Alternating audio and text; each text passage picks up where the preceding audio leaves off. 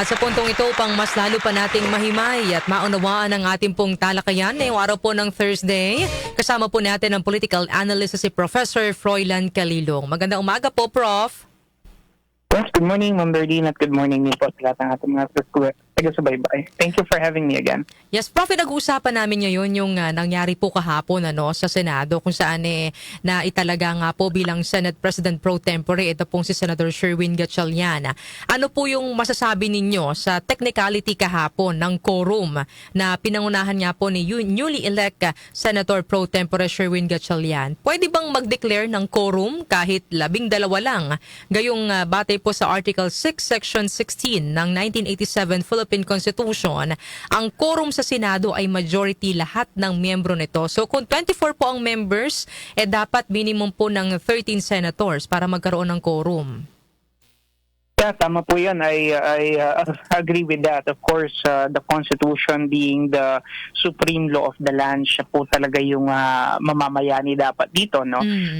Binabanggit nga po rito, yun sa Article 6, Section 16, no? That majority of each house shall constitute a quorum to do business. No? A smaller number may adjourn from day to day and may compel the attendance of absent members in such manner and under such penalties as each house may provide. No? So, since meron po tayong 24, no, 24 members, the majority is 13 and not 12. No? So, the Constitution does not and will never qualify this by distinguishing between available and unavailable members.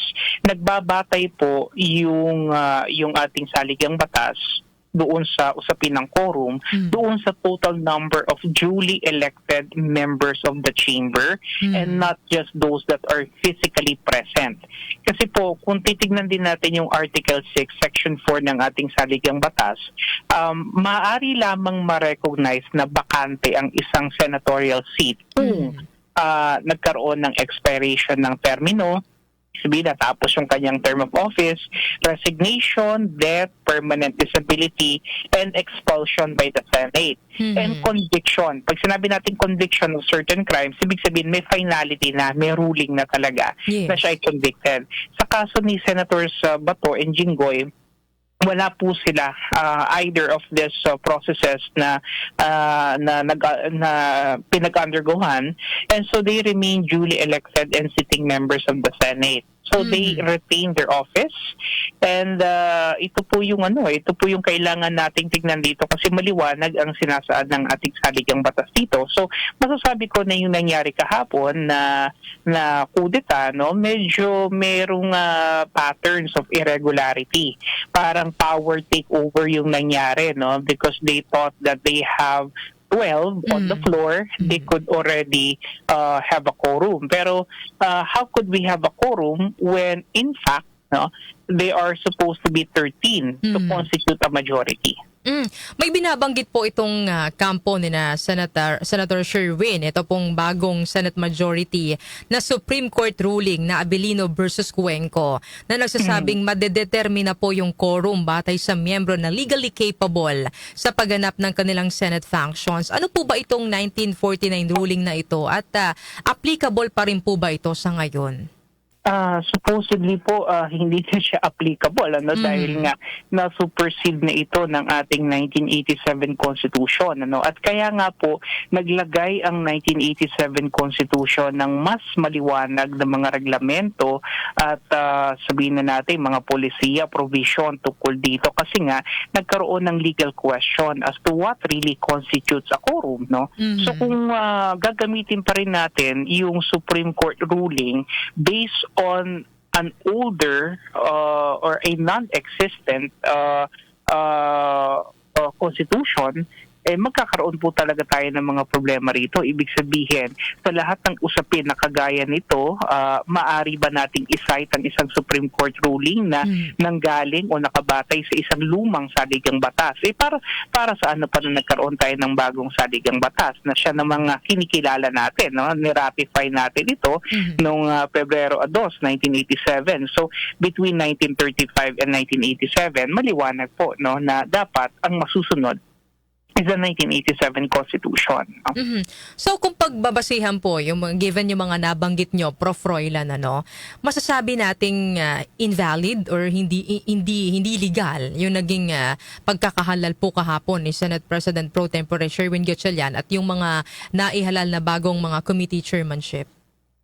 Well, basically, kasi kung ang titingnan natin dito yung mathematical composition, talagang wala po talagang session supposedly na naganap kahapon kasi nga 12 lang sila, no. Yun nga lang kasi we need to also understand, no, para kasi nga nangyari dito ang ginagawa ni Senator Alan Peter Cayetano is parang unintentional boycott which paralyzes governmental operations, no. Ito naman yung nagiging justification nung Soto Gatchalian block, no, that they needed to trigger emergency rules, adjust the quorum baseline and declare their leadership vacant para maproteksyonan yung operations ng Estado o ng Senado. So actually pareho rin naman na meron silang gustong puntusan. Kaya lang kasi at the end of the day, we need to look into what the rules and the procedure suggest, no? Kasi kung ang pagbabatayan natin dito ay yung parang extraordinary measures, no, na pagpapalit ng liderato sa Senado, magiging masama na president ito, no? Baka sa mga susunod na mga senatorial compositions natin, anytime na merong gustong mag-take over, gagamitin nila yung kanilang kakayahan, ano? And they will always cite this particular eventuality, yung nangyari kahapon, as a not so good president, no? So I think for the Senate to actually function, no, as an institution, kinakailangan pa rin na kilalanin natin yung sinasaad ng rules and procedure at ng ating saligang batas. Ngayon, kung gusto naman talaga ng Soto Gatchalian block na makuha yung liderato, madali lang naman ang kanilang kailangan gawin dito, no? Magpalipat sila ng miyembro from the Cayetano block papunta sa kanila. They get the number 13 and they could already make the changes that they want, no? And as long as naki-Cayetano yung Senate leadership, no, ngayon kakailanganin kasi talaga ng 13 para mabago itong Senate leadership. Kaya kung titingnan natin, even from the ranks of the Soto Gatchalian block, may mga contrasting arguments sila, no? Yes. Sinasabi ni Senator Lacson that Senate President Cayetano is no longer the Senate President, pero sabi naman ni Senator Erwin Tulfo, he is still the Senate President. No? So ibig sabihin, among their ranks, may mga disagreements sila pagdating sa mga argumento at pinaniniwalaan nila. And lalo pa kaya doon sa buong senatorial block natin, I mean, doon sa buong chamber, no? Talagang magulo po ang mangyayari dito. And ang sa akin lang po, kailangan natin talagang pagbatayan is the supreme law of the land or the fundamental law of the land. No? Kung ano yung tinatadhana ng saligang batas, yun po yung dapat mananaig sa lahat. Bagamat aminado, Prof, yung bagong Senate Majority Block na sa pangunguna po ni Senador Sherwin na di sila pwedeng maghalal ng bagong Senate President dahil nga po required po ay 13 senators. Ano pong mangyayari kasi ginawa pong parang acting Senate President ito pong si Senator Sherwin? Well, technically speaking, yun nga, no, kung ginawa nila to, parang ang nangyari rito ay de facto, no, hindi de jure, or in layman's term, parang colorum, no. Hindi po talaga ito yung legal at tamang proseso. And I really don't understand why senators, lalo na itong mga senators natin na to, na sila dapat yung nangunguna sa pagkilala sa ating saligang batas at sa mga proseso at alituntunin, mukhang sila pa yata yung bumabali nito, no? I'm speaking for both camps, no? Hindi lamang itong kila Soto Gatchalian, ganun din naman dito kila Senator Alan Peter Cayetano. Pero tignan natin kasi mas maliwanag po rito, Ma'am Darlene, kasi yung motivations behind. Bakit po nila gustong gawin itong mga pagbabago na to, no? Sa ganang akin, maliwanag po yung maneuvering na gustong gawin dito ng bloke ni Tito Soto at saka ni Gatchalian para po pigilan yung resumption ng Senate Blue Ribbon Committee hearing which is supposed to commence today. No? And para naman po sa bloke ni Cayetano, gustong-gusto nila itong matuloy kasi para sa kanila, ito talaga yung magsisiwalat doon sa mga katotohanan na medyo matagal-tagal na rin na pinagtatakpan at hindi ibinibigay sa atin, ano? I mean, kung titingnan natin nung panahon naman ni Soto tsaka ni Lacson, naging bukas naman ang kampo ni Cayetano, no? Tinanggap nila yung hearings, nag-participate sila sa mga Senate Blue Ribbon Committee at hindi sila naging ganito kaingay. Pero bakit nung panahon na sila naman yung magko-conduct ng hearing, parang biglang sobrang agresibo at sobrang hindi ko maintindihan kung natatakot ba o masyadong defensive itong kampo nila Soto na pigilan itong pagdinig na to, no? So at the end of the day, if it's really accountability that we really wanted to have and we wanted to know the truth, siguro dapat po hinahayaan nila din kasi they had their time They had their time na nahimik sila Cayetano, ngayon naman sila Cayetano Marcoleta ang magko-conduct ng hearing, siguro dapat irespeto rin nila Senator Tito Soto ito, no? Pero mukhang hindi po ganoon na nangyayari and yun nga, it gives the impression na bakit all of a sudden parang takot na takot sila, tayo nilang pahintulutan, meron ba silang itinatago, meron ba silang gustong pagtakpan, may paglilihis na naman ba na gustong gawin? Ito yung mga katanungan na nasa isipan ng ating mga kababayan at this moment. Kahapon din, Prof, no, na bago yung committee chairmanship sa Senado, pero mayroong existing under Senate President Cayetano. Ano po yung magiging epekto nito? Ano po kaya ang mangyayari, Prof?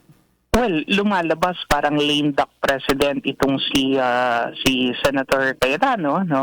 Though he is the Senate President on paper and the legally mandated ruler of the upper chamber, yung mga kapangyarihan, particularly sa mga committees, naibigay na lahat ngayon na naman dito sa mga kinikilala nilang bagong mga committee chairs, no, including the Senate Blue Ribbon Committee.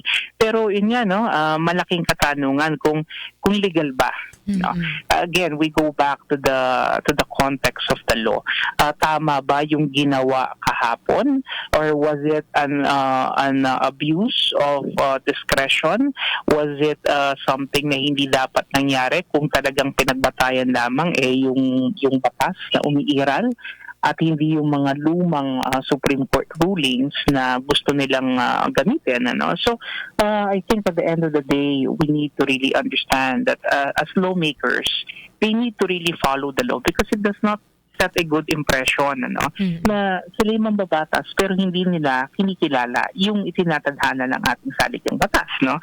Again, I'm speaking for both, no? Kasi si Cayetano rin naman, in the first place, meron din naman pagkakamali, no? Dahil nga, hindi sila nag-a-attend, no?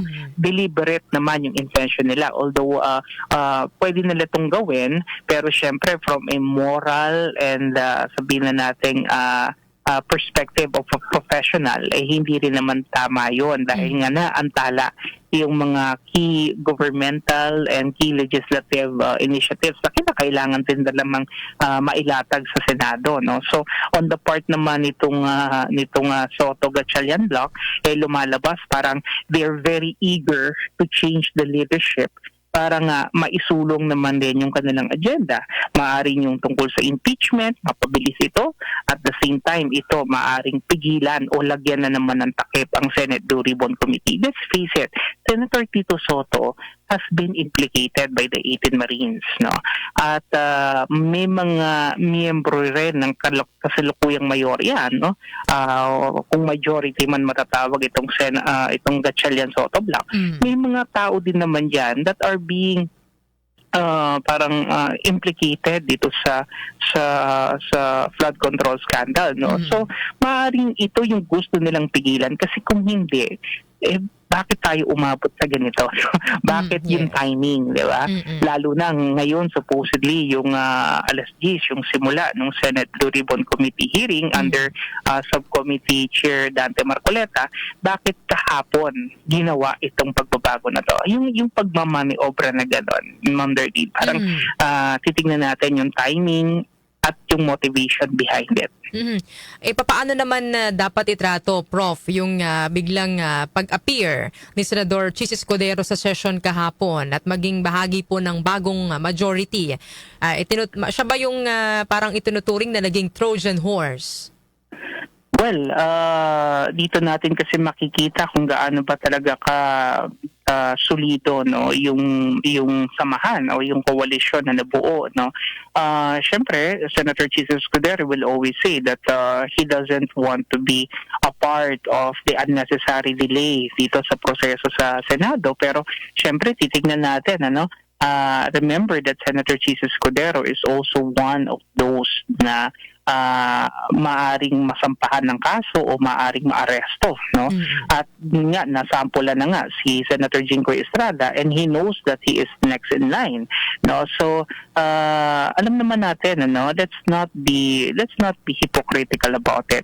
Behind closed doors nagaganap ang mga usapan, no? At maaaring isang usapan dito yung tinatawag natin na palit ulo, no? Okay, lumipat ka sa amin, tumawid ka sa amin, wala kang kaso. Okay, pero kung mananatili ka dyan, we will be using our resources para i-exploit ito para kasuhan ka. So mamimili ka lang naman as a senator. Is it self-preservation or is it your regard for your call of duty?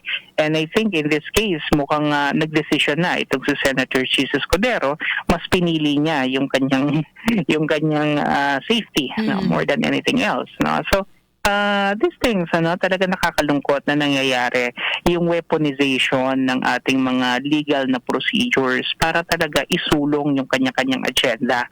And maaari nga na tumawid itong si Senator Chis Escudero, but even so, and even if he chooses to go to the Gatchalian Soto block, they will still not be able to have the magic number 13 to constitute a quorum to change the Senate presidency. No? So technically speaking, si Senator Alan Peter Cayetano pa rin ang kinikilala natin based on the rules, okay? And based on the Constitution, siya pa rin yung kinikilala natin na Senate President. Masasabi ba, Prof, na nasa constitutional crisis na ang Senado given yung situation po ngayon? Well, constitutional crisis kasi are supposed to be considered lamang kung talagang number one, merong legal question na hindi klarado o hindi talaga nabibigyan ng tamang or karampatang kasagutan.